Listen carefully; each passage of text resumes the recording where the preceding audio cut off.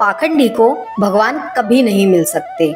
आज गीता प्रेस की गोरखपुर की कल्याण पत्रिका में बहुत सुंदर एक प्रसंग आया कि पाखंडी को भगवान क्यों नहीं मिल सकते। भगवान ने स्वयं अपने मुख से कहा है, निर्मल मन जन सोई मोय पावा, मोय छल छिद्र कपट ना सुहावा। भैया हमारे ठाकुर जी को जो डबल फेस वाले लोग होते हैं ना, वो बिल्कुल पसंद नहीं आते हैं। भैया सिंगल फेस रखो, भले ही बुरे हो तो बुरे बनकर ठाकुर जी के पास जाओ और एक्सेप्ट करो कि ठाकुर जी मैं जैसा हूं आपका हूं। तो द्वापर में जब हमारे कन्हैया इस धरातल पर लीला कर रहे थे, ये प्रसंग उस समय का आता है कि गोपियां जो थीं ठाकुर जी के प्रति इतनी निस्वार्थ हो चुकी थी, उनका प्रेम इतना प्रगाढ़ और निस्वार्थ हो चुका था कि मतलब उनके प्रेम में ना बस श्री कृष्ण ही श्री कृष्ण थे।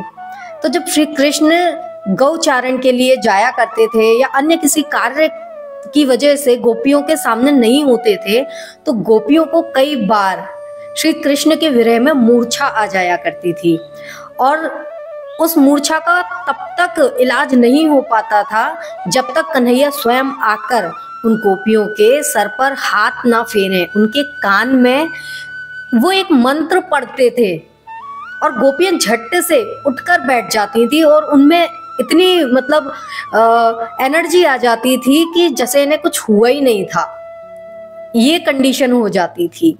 अब ये बात जो थी वो आग की तरह पूरे ब्रज में फैल चुकी थी। एक मैया थी, बूढ़ी मैया, जिनका स्वभाव थोड़ा सा अलग था। एक बार उनके मन में आया कि ये कन्हैया ऐसा कौन सा मंत्र इन गोपियों के कान में फूंकता है कि ये मृत गोपियां उठकर बैठ जाती हैं, इनके शरीर में जान आ जाती है। ऐसा क्या बोलता है ये इन गोपियों के कान में, मुझे जानना है। सीधे सीधे तो मुझे पता नहीं चलेगा, तो मुझे भी कुछ सोचना पड़ेगा।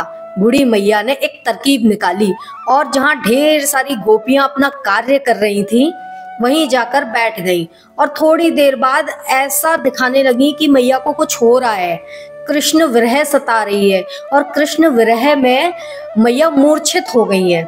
मैया ऐसा ढोंग करने लगी। अब सारी गोपियां इकट्ठी हो गई, आसपास के लोग इकट्ठे हो गए कि मैया को क्या हो गया। तो एक गोपी बोली, मैया बहुत देर से हमारे श्री कृष्ण को, हमारे कन्हैया को याद कर रही थी और उसी की याद में मैया मूर्छित हो गई है। अब जाओ जल्दी से कोई जाकर कन्हैया को बुलाकर लाओ, तभी मैया ठीक हो पाएंगी। जो बूढ़ी मैया की बहू थी वो भी वहीं थी। वो दौड़ कर गई श्री कृष्ण के पास उन्हें बुलाने के लिए। तो श्री कृष्ण ने उस गोपी को ये कह के मना कर दिया कि सफेद बाल वालों के ऊपर मेरा मंत्र काम नहीं करता, तू जा किसी और को ढूंढ ले, किसी और को बुला ला, वैद्य जी को बुला ला, मैं ना जा रहे हो, तेरी सासू माँ ठीक करवे। देखिए ठाकुर जी घट घट के वासी हैं, आपके मेरे सबके हृदय में विराजमान है। व्यक्ति दो लोगों से कपट नहीं कर सकता, झूठ नहीं बोल सकता, एक स्वयं से और एक परमात्मा से। अब श्री कृष्ण तो जानते थे कि उस गोपी की सास नाटक कर रही है, इसलिए ठाकुर जी ने मना कर दिया कि तू किसी और को बुला ला, मैं नहीं जाऊंगा।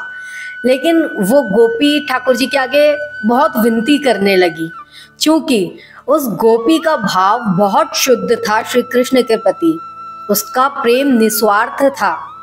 इस कारण से ठाकुर जी उस गोपी के साथ चले गए बूढ़ी मैया के पास, उसकी सास के पास।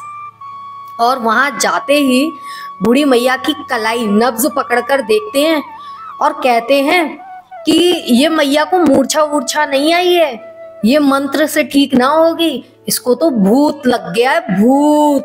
इसके लिए तो डंडा मंगवाना पड़ेगा, डंडा। जाओ जल्दी से कोई डंडा लेकर आओ। बस फिर क्या था, एक गोपी ने झट से उठाकर कन्हैया के हाथ में डंडा पकड़ा दिया। अब तो वो मैया लेटे लेटे, उनको डर लग रहा था कि अब तो मुझ में डंडे पड़ेंगे, पिटाई लगेगी, बाप रे बाप, ये तो मैं अपने ही जाल में फंस गई। और कन्हैया ने ऐसे ही झूठ मूठ का दो चार आसपास ऐसे जोर से डंडों को पटका कि जैसे मैया के ऊपर प्रहार करने वाले हो। मैया तो घबराकर उठकर बैठ गई और कहने लगी, अरे अरे बस करो, मुझे मत मारो, मुझे कोई भूत भूत ना लगा, ना ही मुझे कोई मूर्छा आई थी, मैं तो नाटक कर रही थी, मैं तो ढोंग कर रही थी। मैं जानना चाहती थी कि जब ये गोपियों को मूर्छा आती है तो ये कन्हैया इन गोपियों के कान में क्या कहता है कि ये मरी हुई गोपियां भी उठकर बैठ जाती हैं और ऐसी हो जाती हैं कि इन्हें तो कुछ हुआ ही नहीं था, इतनी ऊर्जा इनके अंदर आ जाती है।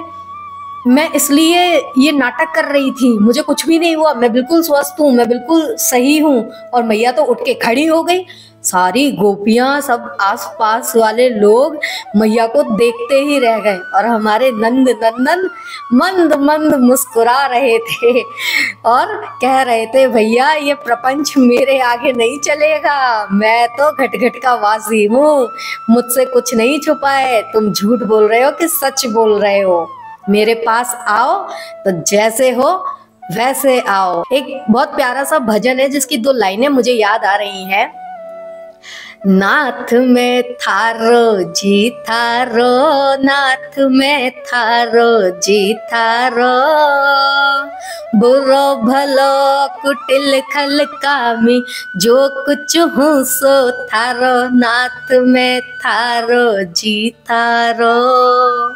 तो भैया हमारे प्रभु के सामने जाए तो बिल्कुल जैसे हैं वैसे जाएं, जैसे आप आईने के सामने खड़े हों। हमारे कन्हैया को एक ही हिसाब आता है, पूरा दे दे और पूरा ले जा मुझे। तो फिलहाल के लिए इतना ही। ये प्रसंग आपको कैसा लगा कमेंट करके जरूर बताइएगा। जुड़े रहिए हमारे साथ ऐसे ही और भी सुंदर सुंदर प्रसंग, ठाकुर जी की लीलाएं सुनने के लिए। वीडियो को लाइक जरूर कर देना यदि आपको ये प्रसंग अच्छा लगा हो तो मिलते हैं अगले वीडियो में। तब तक के लिए राधा रमन लाल जी की जय हो।